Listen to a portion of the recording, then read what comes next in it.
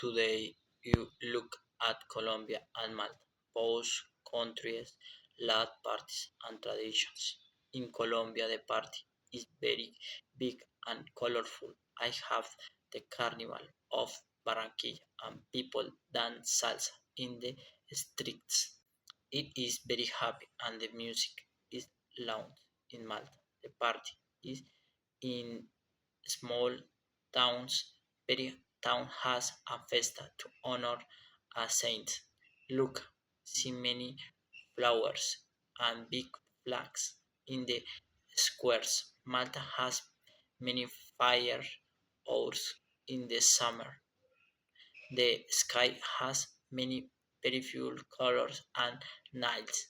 It is amazing, but Colombia has beautiful flowers too. In Medellin, the citeros carry big flowers decoration on their backs. They all for many hours. Both countries are amazing and the food is delicious.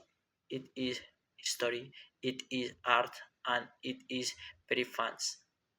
Huge place do you prefer, Colombia or Malta?